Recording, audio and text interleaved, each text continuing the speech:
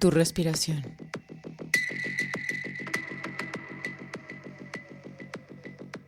¿Estás consciente de ella?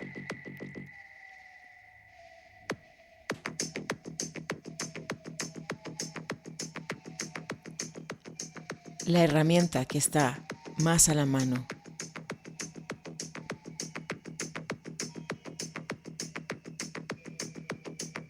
La salida es hacia adentro. Cierra los ojos. Respira. Y estate consciente de ese vaivén.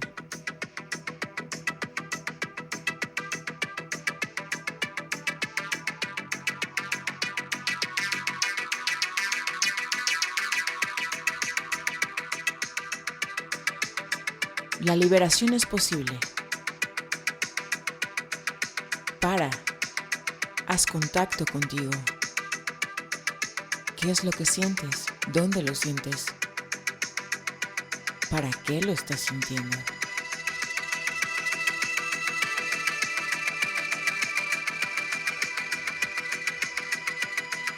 El afuera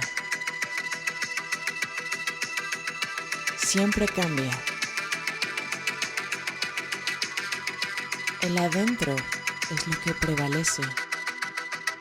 Bienvenido, caminante, a una nueva entrega de Prometeo Ascendiendo.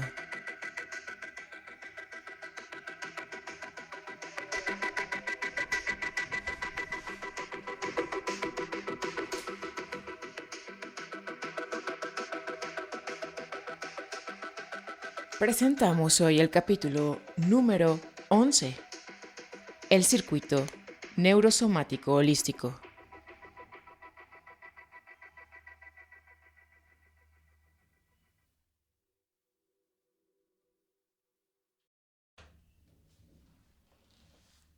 Capítulo 11. El circuito neurosomático holístico. Pero también hay en nosotros una aspiración por el dominio de la naturaleza, salud, fuerza, duración, felicidad, comodidad, la liberación del sufrimiento. Son parte de la transformación física que la evolución está por concretar. Sri Aurobindo, la evolución futura del hombre. La resurrección del cuerpo no necesita ser aplazada hasta después de la muerte. Puede suceder en cualquier momento. Esta es una copia de un dibujo inspirado en Crowley. Para conocer el original, ver el libro de Thoth o estudiar su baraja del tarot. La clave que se presenta es la número 11. La bestia de 4 cabezas representa los circuitos antiguos. La hedónica y relajada mujer desnuda es el éxtasis neurosomático. La serpiente es el ascenso de la serpiente Kundalini, una metáfora hindú de la impresión de este circuito 5, la felicidad del control neurosomático. La palabra psicosomático ha existido el tiempo suficiente como para ser generalmente comprendida. Por desgracia, es otro demonio semántico. El concepto de psique o alma se tomó prestado de los teólogos, los que, estando en la quiebra, no están en condiciones de prestar ninguna cosa. Lo que sabemos y hemos experimentado, nuestra realidad túnel, es lo que queda registrado en el cerebro y sistema nervioso. El fenómeno de la curación por fe, faith healing, regeneración, el rejuvenecimiento, la felicidad, el éxtasis, ha estado ocurriendo por muchos miles de años en todas las culturas conocidas. En el lenguaje precientífico de la psicología antigua, nos referíamos a tales cosas como psicosomáticas. En nuestra jerga deliberadamente modernista y casi de ciencia ficción, preferimos llamarlas neurosomáticas. El circuito neurosomático del cerebro es mucho más reciente de los circuitos antiguos anteriormente descritos. No se manifiesta en todos los seres humanos y aparece tarde en la vida. por lo general a los que lo activan y lo imprimen a sí mismos. La conciencia temporal neurosomática puede ser adquirida por A. La práctica de la respiración pranayama y B. Para los que pueden manejarlo, la ingestión de drogas tales como hashish, marihuana, que motivan neurotransmisores que activan este circuito. Del dispositivo anterior, pranayama, Aleister Crowley, sin duda, el más escéptico de todos los místicos, escribe reiterativamente: para mente y cuerpo por igual, no hay purgantes como pranayama. Para la mente y el cuerpo por igual, para la mente y el cuerpo por igual, por igual. No hay tal purgante como el pranayama. Pranayama, pranayama. Sí, para la mente y el cuerpo, tanto no hay purga, no hay purgante. No hay purgante para la mente y el cuerpo por igual. No hay purgante tal como el pranayama. Si esto no es lo suficientemente elocuente, Crowley agrega en otra parte: pranayama es especialmente útil para calmar las emociones y apetitos, los problemas digestivos en particular. Son muy fáciles de eliminar de esta manera. Purifica el cuerpo y la mente, y debe ser practicado, por cierto, nunca menos de 1 hora diaria, por el estudiante serio. A lo que añade una nota al pie de página: enfáticamente, enfáticamente, enfáticamente. Es imposible combinar pranayama bien realizado con pensamientos sobre problemas emocionales. Debería hacerse de inmediato en todo momento, durante toda la vida, cuando la calma se ve amenazada.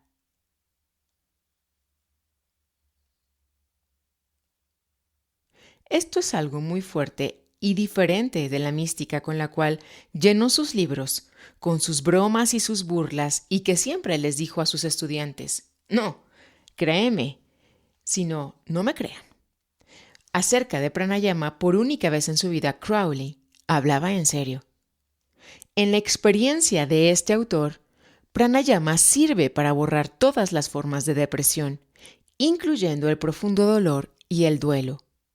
Calma la ira y elimina resentimientos, además de parecer beneficioso a todos los problemas menores y mayores de salud.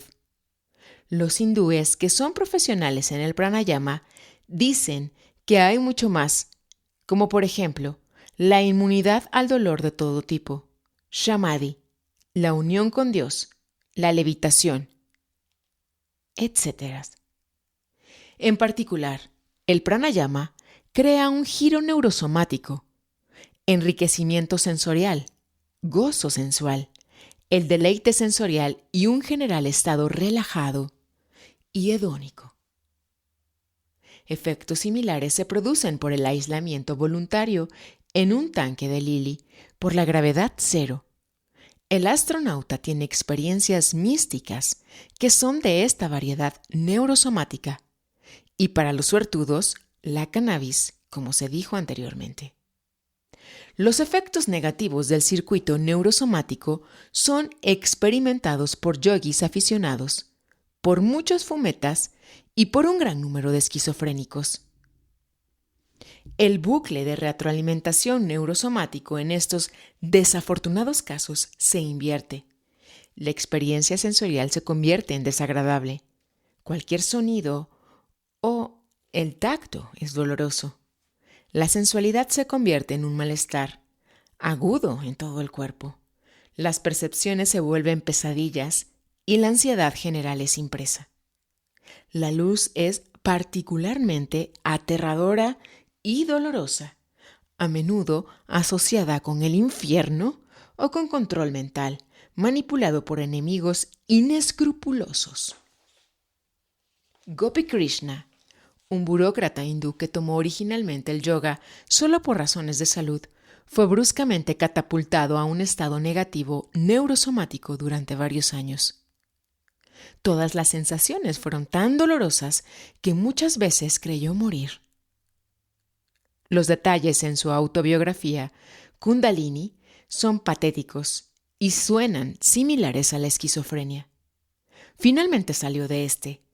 Entró en un estado neurosomático positivo y ha estado escribiendo libros acerca de la dichosa perfección del todo, típica de este circuito desde entonces.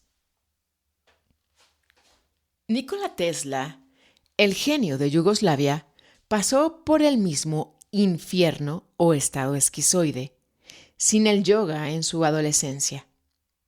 Salió de los horrores con la teoría científica elaborada de la corriente alterna, creyendo en la percepción extrasensorial, una memoria sobrehumana y una veta de humanitarismo visionario que le llevó a continuos conflictos con las corporaciones que financiaban sus más de 100 invenciones eléctricas.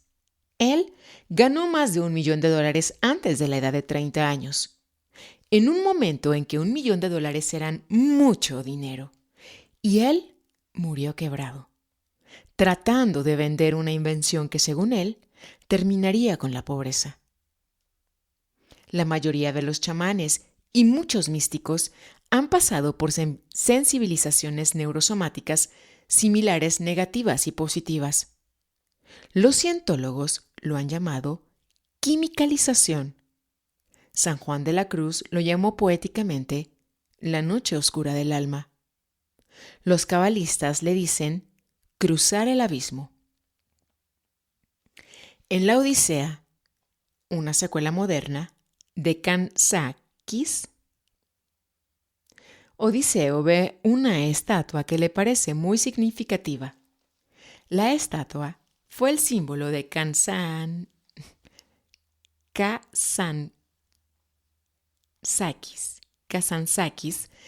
para representar la evolución de estos circuitos que han sido conocidos más o menos en diversos simbolismos por unos pocos miles de años. Por ejemplo, las 7 almas de los egipcios, las 10 luces de los cabalistas, etc. La estatua muestra a un animal, circuito 1, un guerrero sobre el animal, circuito 2, un erudito sobre el guerrero, circuito 3, una amante, circuito 4, una cara de dolor, la quimicalización, la noche oscura del alma, la travesía del abismo, que es igual a la entrada al circuito 5 de la manera difícil, un rostro en éxtasis, circuito 5 exitosamente impreso, y un hombre convirtiéndose en espíritu puro, circuito 7. El circuito 6 falta en sus esquemas, como el circuito 4 falta en los esquemas de Jung, y todo lo que está por encima del circuito 3 falta en Carl Sagan. Algunas almas tienen la suerte de ir al circuito 5, sin pasar a través de los horrores de la quimicalización y la noche oscura del alma. El circuito neurosomático es un perverso polimorfo, en la terminología poco apetecible de Freud. Esto simplemente significa que el propósito... Esto simplemente significa que el propio sistema nervioso que asumió como conductor está ahora dirigiendo al resto del cuerpo. Todo acto se vuelve un orgasmo, dijo Aleister Crowley, dando su propio énfasis tántrico en la polimorfa naturaleza de este circuito.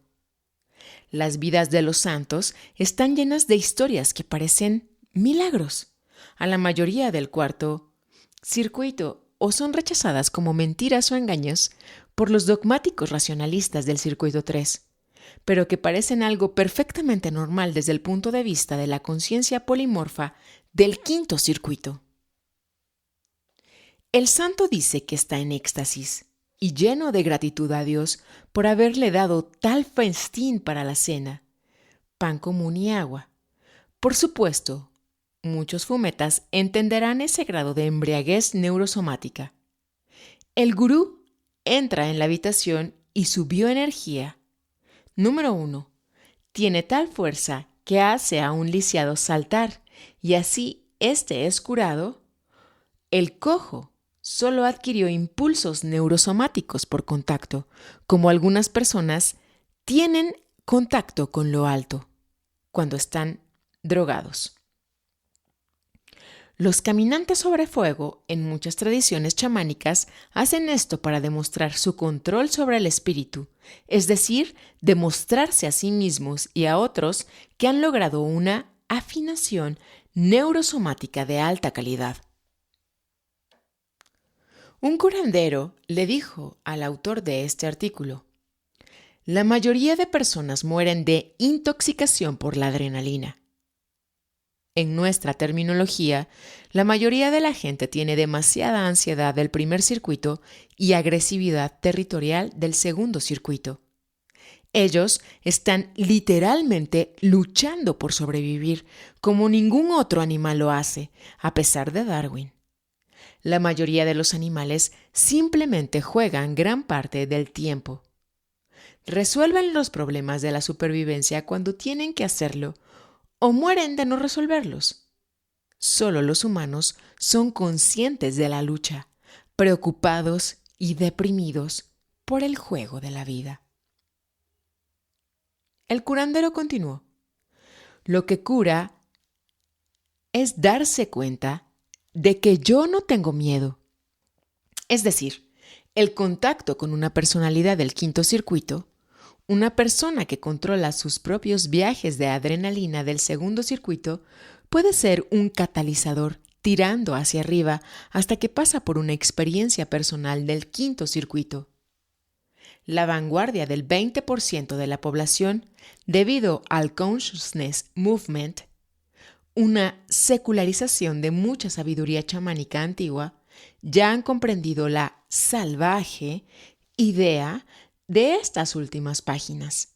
Han tenido suficiente experiencias neurosomáticas como para saber que alguna vez ellos estuvieron totalmente robotizados, como la mayoría de la gente aún lo está, y saben que han adquirido más conocimiento neurosomático. Cuando esto llegue al 51% de la población, se producirá una importante revolución histórica, tan profunda como la revolución de extensión de vida. Nota del autor. Por favor, relee esta afirmación y piensa bien en esto.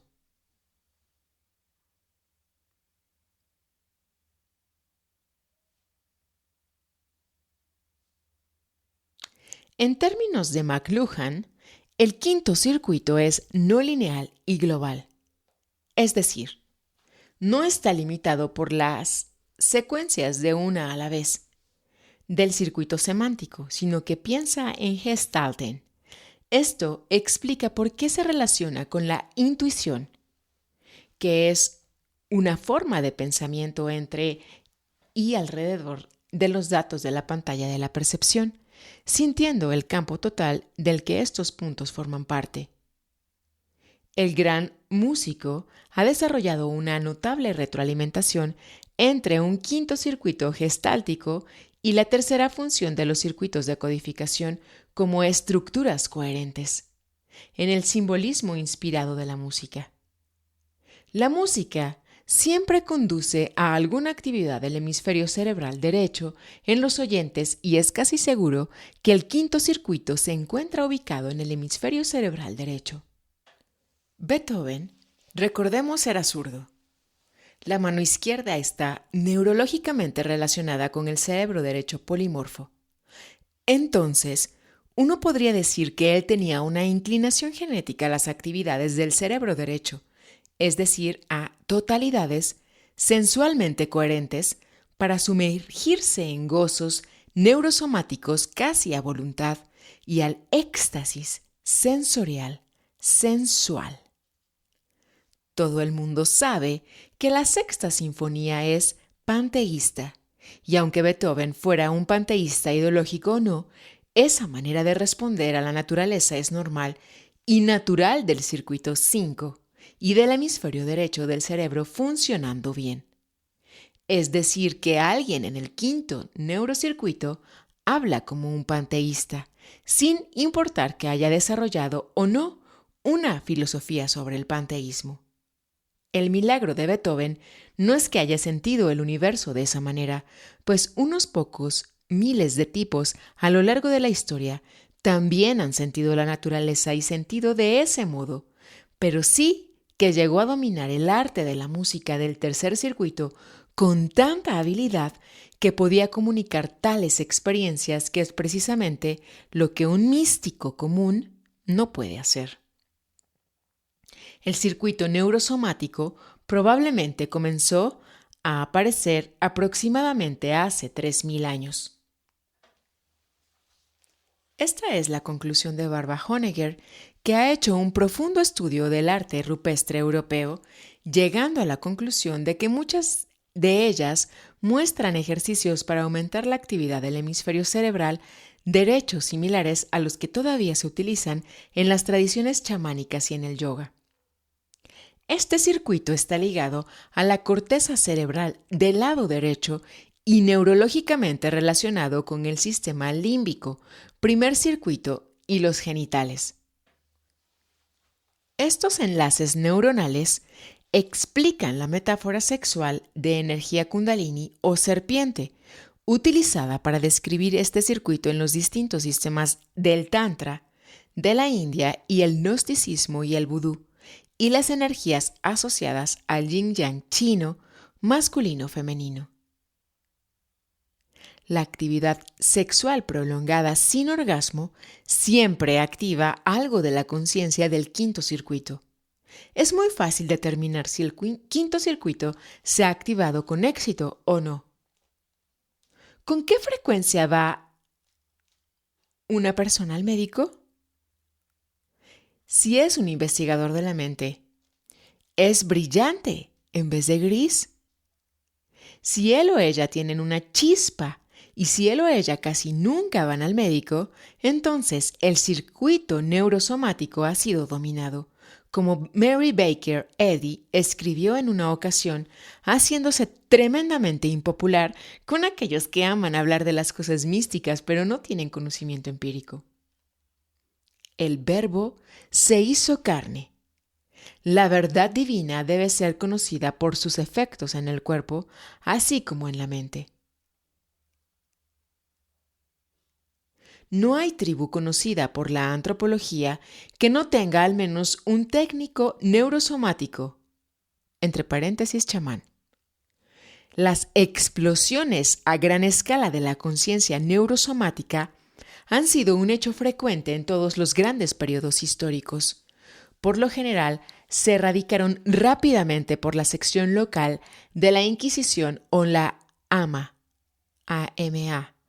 Otros estallidos han sido cooptados y se diluyen, como leemos en el Nuevo Testamento. Y habiendo llamado a sus 12 discípulos, les dio poder sobre los espíritus inmundos para expulsarlos y para sanar toda enfermedad y toda dolencia. Y él fue predicando, diciendo: el reino de los cielos está en la mano. Curad a los enfermos, limpiad a los leprosos, resucitad a los muertos, echad fuera a los demonios. De gracia recibisteis, dad en gracia. Mateo 10, del 1 al 8. Puede o no haber sucedido exactamente así, pero algo como esto, por mucho que los evangelistas pudieran haberlo exagerado, tiene que haber pasado para dar cuenta del rápido triunfo del cristianismo sobre otros cultos. Pero probablemente menos eficaz como un sistema de apertura del quinto circuito. El mitraísmo, el culto a Eleusis en Atenas, los cultos dionisíacos, etc., todos tenían técnicas chamánicas milenarias para inducir el rapto neurosomático. El cristianismo, al principio, parece haber sido superior en la creación del control neurosomático. En la metáfora de San Pablo, el viejo Adán, circuitos del 1 al 4, fue purificado y el nuevo Adán, circuito 5, tomó el centro de la conciencia y el autogobierno. En otra metáfora, el cuerpo se convirtió en la arcilla flexible y en el despertar iluminado, el cerebro se convirtió en el escultor. En general, los problemas del cuarto circuito adoptan una forma de culpa. No puedo hacer lo que debo hacer. Los problemas del tercer circuito adoptan la forma de perplejidad. No puedo entender cómo me metí en este lío, o cómo salir de él, o lo que se espera de mí. Los problemas del segundo circuito toman forma de intimidación o de cobardía. Yo los fuerzo, o me rindo, y dejo que me fuercen. Y los problemas del primer circuito toman forma de síntomas corporales. Me siento podrido. Y gradualmente bajo estrés se convierte en un síntoma inhabilitante. La conciencia del quinto circuito neurosomático borra todos estos problemas a la vez. La desaparición del primer circuito de enfermedades físicas solo parece más milagrosa que la trascendencia de la emotividad del segundo circuito, la perplejidad del tercer circuito y la culpa del cuarto circuito. Es la mente cartesiana, el dualismo del cuerpo, que nos ha hecho pensar en esa cura física del primer circuito como algo extraño o más espeluznante que cualquier mejora rápida de los demás circuitos.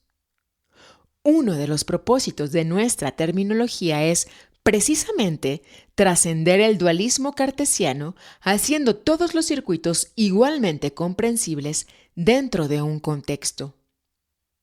Los robotizados racionalistas temen al éxtasis del circuito 5 y a sus facultades intuitivas, al igual que el robotizado emocionalista le teme a la razón del circuito número 3.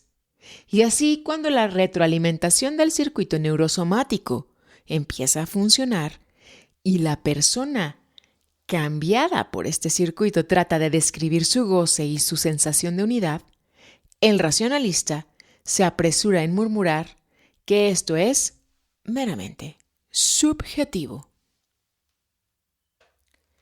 La miseria también es meramente subjetiva, pero eso no quita que haga daño. La habilidad neurosomática de transmutar toda experiencia, de modo que uno se encuentra feliz en una situación en la que la mayoría del circuito 4 sería miserable, tiene una razón muy simple y hasta egoísta. Es más divertido ser feliz que estar triste. También es de utilidad social, ya que como Tim Leary decía a menudo, no puedes hacer el bien hasta que te sientas bien. Así como la tristeza ama la compañía, cuando estás entusiasmado y feliz quieres que todo el mundo experimente lo mismo. El adepto del quinto circuito debe aprender esta primera lección. Debe controlar este aumento de altruismo y no debe volverse una molestia para los demás tratando de forzar a todos a ser felices. El racionalista está aún más alarmado por los resultados de la prolongada dicha del quinto circuito, que incluye la capacidad de curar una amplia variedad de enfermedades tanto en uno mismo como en otros.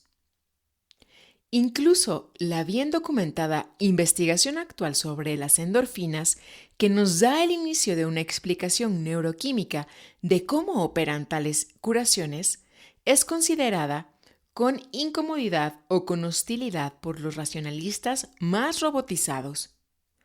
Todo suena metafísico y por lo tanto no puede existir.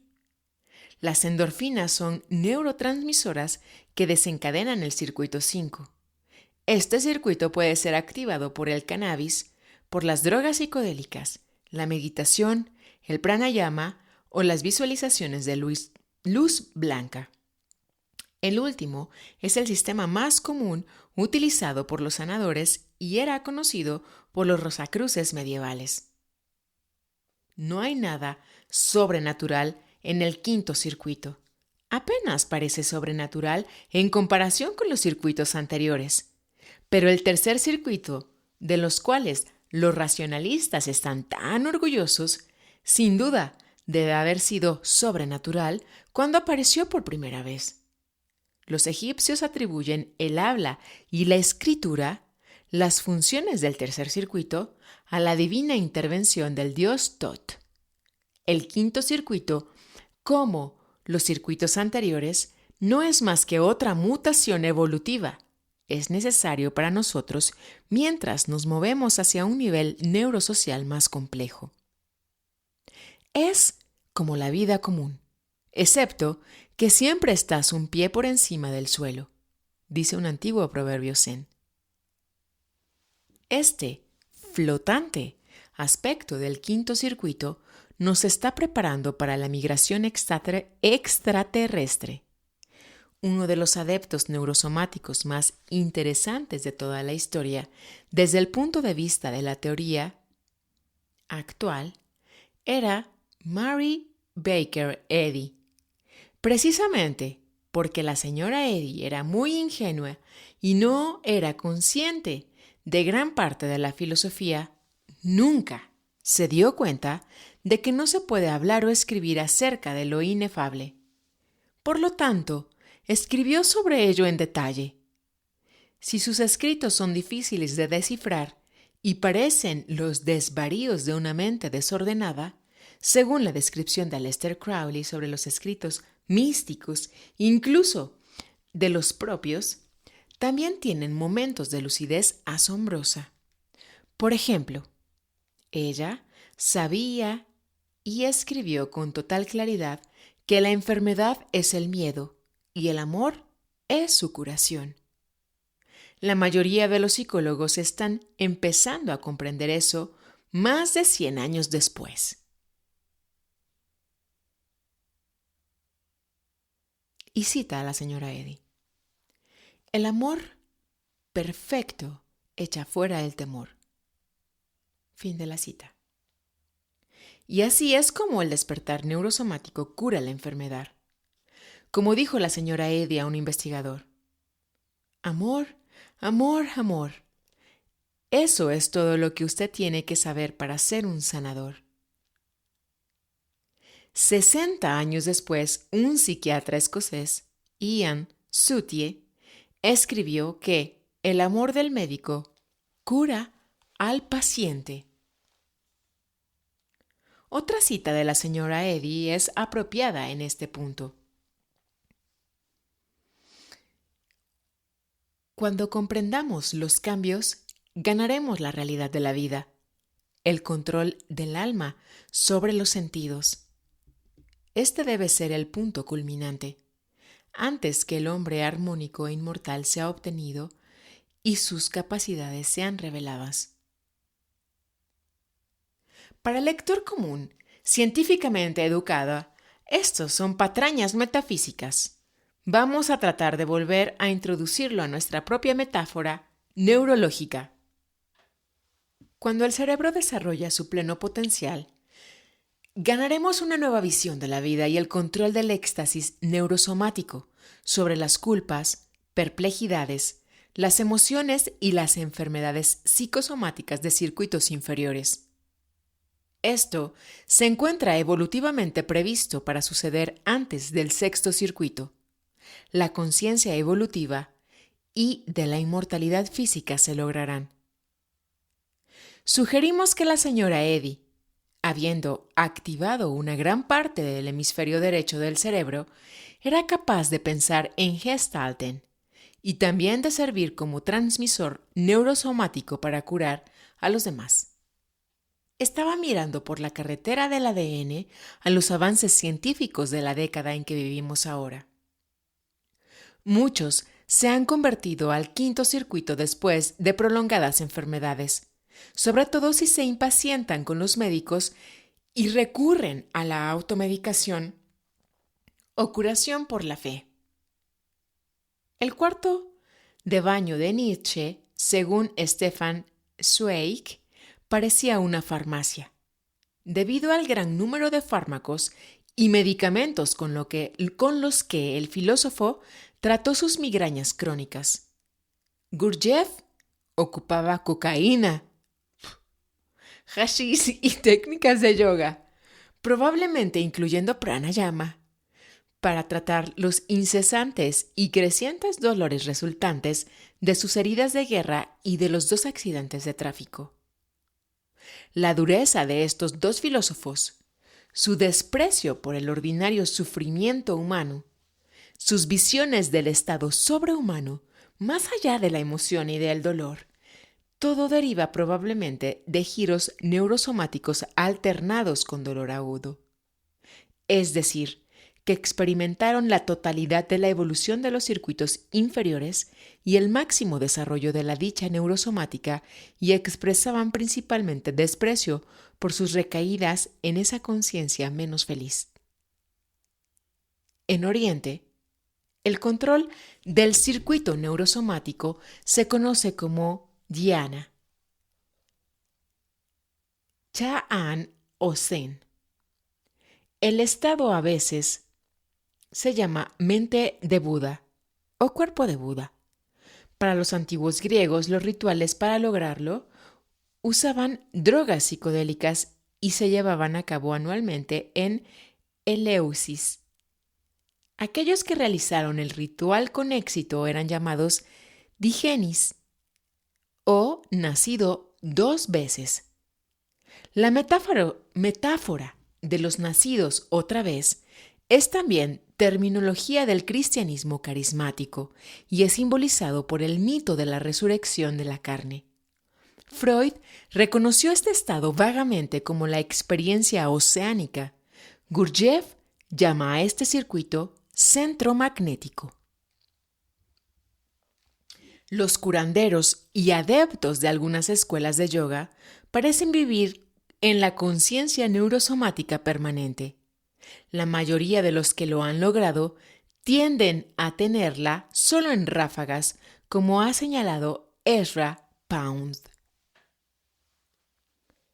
Le paradis n'est pas artificiel, pero es irregular. Por un instante, por 1 hora, después la agonía, luego de 1 hora.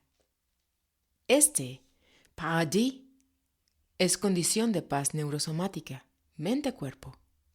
Debe considerarse como un circuito cerebral nuevo al que toda la humanidad está evolucionando lenta y dolorosamente, desde circuitos mamíferos antiguos. Esta progresión, a partir de la emoción del primate a la tranquilidad post-homínido, de hombre a superhombre, es el siguiente paso del que los místicos siempre hablan. La puedes oír en la mayor parte de las composiciones importantes de Beethoven. Como se mencionó antes, los lavadores de cerebro gubernamentales son generalmente demasiado puritanos como para manejar o usar mal el circuito sociosexual y se contentan con el lavado de mentes y reprogramación cerebral de los circuitos de supervivencia biológica, emocional y semántica, mientras que las bandas fuera de la ley como la SLA o los Mansonoids han ido más lejos y reprimen también el circuito sociosexual. Es necesario señalar que algunos cultos actualmente activos en este planeta hacia atrás van aún más lejos y participan en lavados cerebrales neurosomáticos. Un circuito neurosomático permanente solo puede ser impreso por la práctica prolongada de yoga, tantra o ciencias relacionadas y tal vez buenos genes, buenos ambientes y buena suerte en general.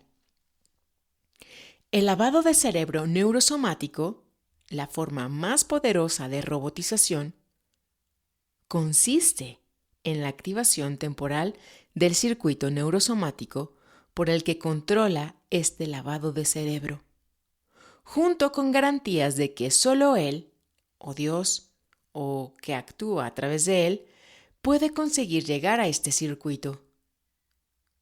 Para conseguir un efecto completo, esto es, por supuesto, precedida de un lavado de cerebro normal. La víctima es aislada por primera vez de su anterior medio ambiente y entrenada para conectar al circuito de biosupervivencia, al gurú y o al ashram o comunidad. El circuito emocional es doblado y quebrantado por los continuos ataques al estado ego hasta que la única seguridad emocional se encuentra en total sumisión al túnel de realidad del grupo. La víctima reinfantilizada está lista para imprimir cualquier circuito semántico deseado, de EST a Krishna, al templo del pueblo, etc. El circuito sociosexual puede ser fácilmente programado para el celibato, para el amor libre o por cualquier juego sexual que algún gurú haya seleccionado. Entonces, y solo entonces, los botones neurosomáticos son pulsados y el éxtasis es dado al sujeto por el gurú.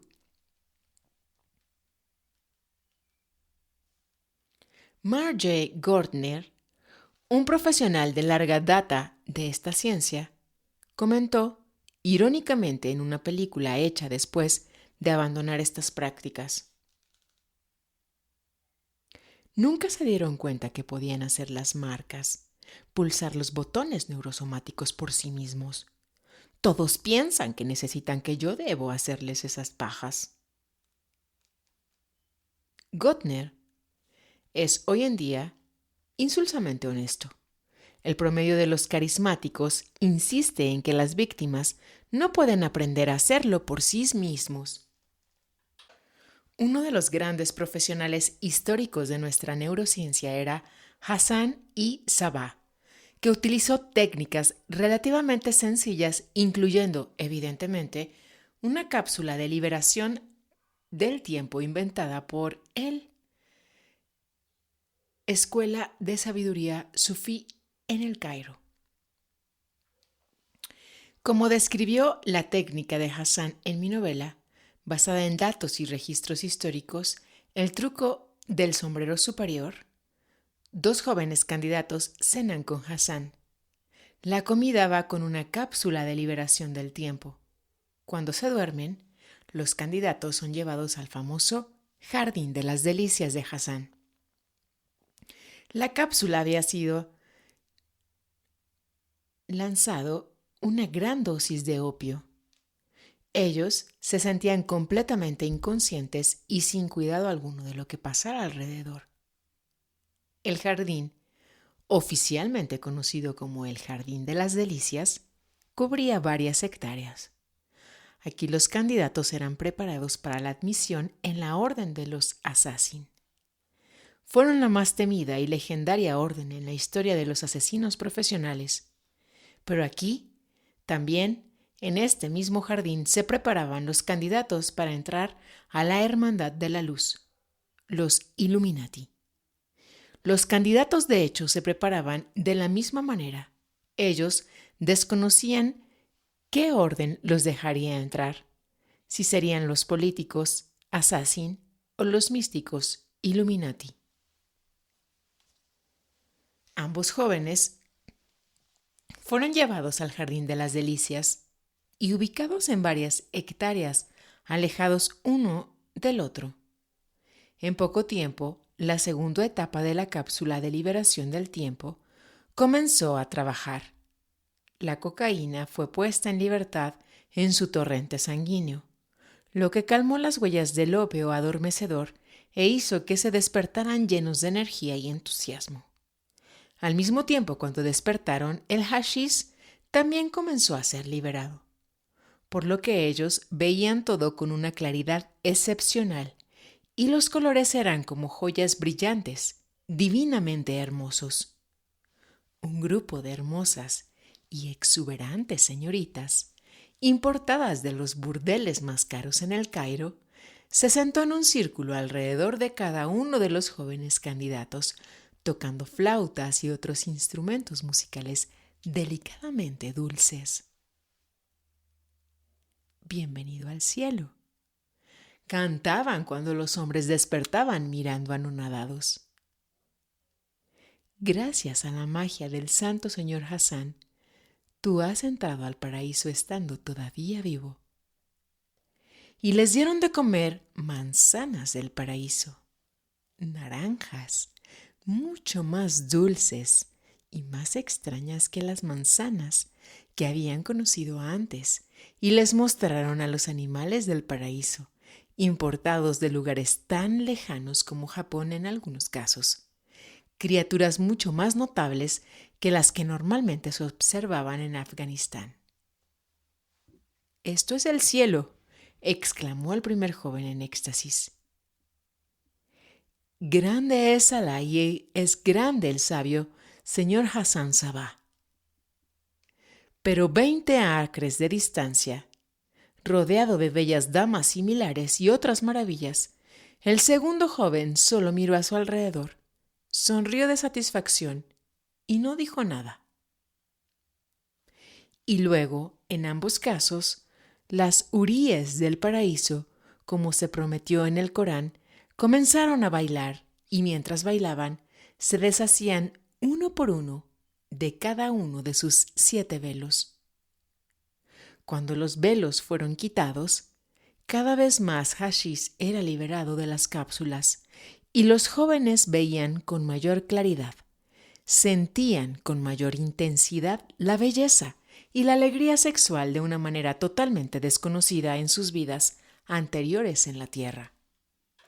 Entonces, en el lugar donde cada joven se encontraba, fascinado por la belleza y las maravillas del cielo, las huríes terminaron el baile, desnudas y espléndidas como eran. Se precipitaron tal como las flores se mueven por el viento, y algunas cayeron a los pies del candidato y lo besaron en los tobillos, otras en las rodillas o en los muslos, otra aspiraba embelesada su pene, otras le besaron el pecho, los brazos y el vientre, otras pocas lo besaron en los ojos, la boca y las orejas. Y el candidato estaba ahogado en esa avalancha de amor intensificada con hashish. La hurí seguía chupando y chupando su pene y él llegó al clímax en su boca, suave, lenta y felizmente como un copo de nieve cayendo. Dentro de un rato no había más hashish y fue liberado más opio, que comenzó a fluir en el torrente sanguíneo. Los jóvenes candidatos se volvieron a dormir y en su sopor fueron retirados del jardín de las delicias y regresados a la sala de banquetes de Hassan el Señor. Ahí se despertaron. «En verdad», el primero exclamó, «he visto las glorias del cielo, como se predijo en el Corán. No tengo más dudas. Voy a confiar en Hassan y Sabah. Le amaré y serviré». «Usted es aceptado por la orden Assassin», dijo Hassan solemnemente. «Ve entonces a la sala verde para conocer a sus superiores de la orden». Cuando este candidato se había ido, Hassan se volvió hacia el segundo preguntando: «¿Y tú?». «He descubierto la materia prima, la medicina de metales, el elixir de la vida, la piedra filosofal, la verdadera sabiduría y la perfecta felicidad», dijo, citando la fórmula alquímica, «y está dentro de mi cabeza». Hassan y Sabah sonrió ampliamente. «Bienvenido a la orden de los Illuminati», dijo riendo. Hassan y Sabah no fue el primero ni el último estudiante de las formas en la que la sexualidad puede ser transmutada en éxtasis del quinto circuito. Lejos del Oriente, hubo escuelas del hinduismo tántrico, el budismo y el taoísmo que enseñaron técnicas mediante las cuales esta prolongación del abrazo genital podía explotar y volverse un espectacular cambio del cerebro. En Occidente, los cultos clandestinos de los gnósticos, Illuminati, alquimistas y brujos mantienen técnicas similares como secretos celosamente guardados, ya que si la Santa Inquisición se hubiese enterado de tales prácticas, los participantes hubiesen sido denunciados como adoradores del diablo y quemados en la hoguera. En nuestro tiempo, ha habido un resurgimiento revolucionario de estos antiguos secretos neurológicos, mezclados con técnicas más modernas. Los maestros tántricos están disponibles en muchas ciudades. Masters y Johnson utilizan prácticas cuasi tántricas para tratar disfunciones sexuales. Ya en 1968, una encuesta realizada por McLaughlin mostró que el 85% de los fumadores de marihuana del país dijeron que su principal interés en la hierba fue su función como potenciadora de sensaciones eróticas. Los vibradores y otros juguetes sexuales proliferan. Los gays salen del closet. Los filósofos de una cultura sin represión, Norman Brown, Henry Marcuse, Charles Reich, se convierten en bestsellers. Saul Kent, un escritor de ciencia médica para el público masivo, incluso ha sugerido que los sustitutos electrónicos sexuales pueden ser fabricados en el futuro próximo. Su propia muñeca de Marilyn Monroe. En lugar de unirse a Tom Wolfe y los neopuritanos levantando las manos horrorizados ante tal idea. Vamos a considerarlo por un momento. Vamos a ver si podemos mirar fuera de nuestra condicionada realidad túnel impresa. Si un androide sexual es posible en 2005 o 2050 o cuando sea, ¿por qué no un ambiente sexual totalmente programado? Llamémoslo en memoria de Hermann Hesse, el teatro mágico. Partamos con lo que está ya disponible en los burdeles exclusivos del hedónico Sun Belt, desde el sureste hasta el suroeste de Estados Unidos. El masaje, un tranquilizante del primer circuito, tiene todas las ventajas de los opiáceos sin crear adicción. Nuestro teatro mágico, entonces, incluiría relajantes computarizados que sean mejores que las técnicas de masaje actual. Las películas porno están disponibles para la estimulación en los mejores burdeles. Nuestro teatro mágico las tiene en 3D en las 4 paredes, obviamente. La marihuana y los estimulantes como la cocaína o speed están disponibles en los burdeles de todas partes. Nuestro teatro mágico tendría los mejores agentes químicos para el éxtasis.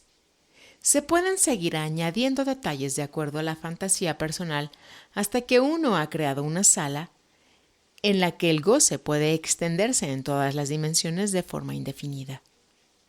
Una cosa extraña ha sucedido en la construcción de este burdel cibernético.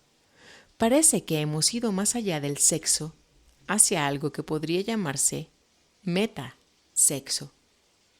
Si bien el placer genital específico aún puede ser divertido, ya no es tan importante como nos pareció antes de llegar al domo del placer multidimensional, donde todos los sentidos son estimulados hasta llegar al éxtasis.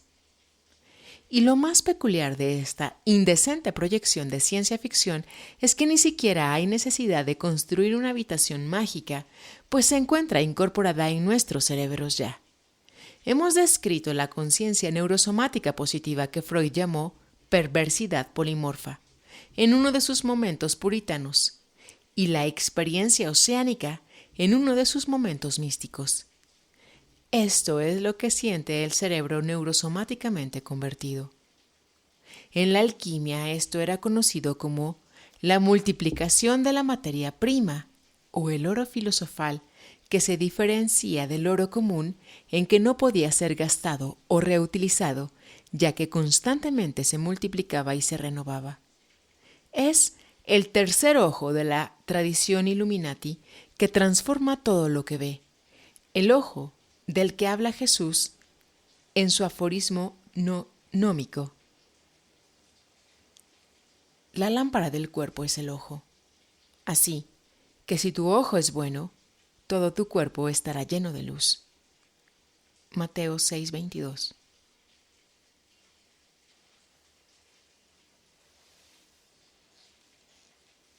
Ejercicios.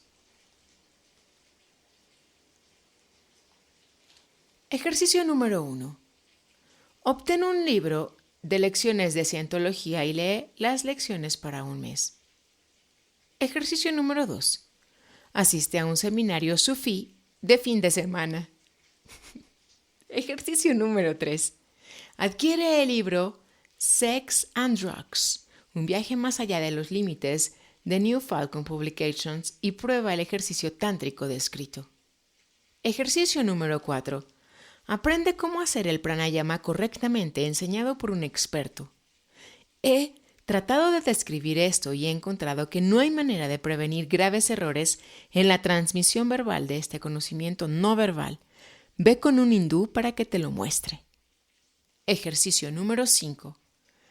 Da Free John, un gurú americano, dice que se puede llegar a la iluminación preguntando constantemente: ¿quién es el que vive en mí ahora?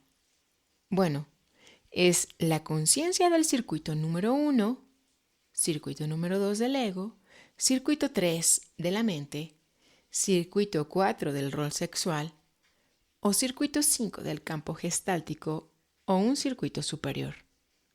¿Quién es? ¿Dónde está? ¿Qué edad tiene? Ejercicio número 6. El doctor Aidan Kelly ha sugerido que el llamado inconsciente es más consciente que la llamada mente consciente. Es decir, el inconsciente contiene todas las reacciones del circuito neurosomático y los otros circuitos que mantienen la vida. Consideremos esta idea. ¿Es este aquel que vive en mí ahora?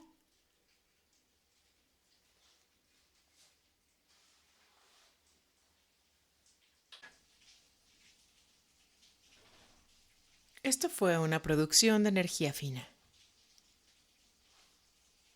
En una tarde-noche lluviosa de verano, miércoles 23 de junio del año 2021, siendo las 20:32 de la noche, te agradecemos tu sintonía.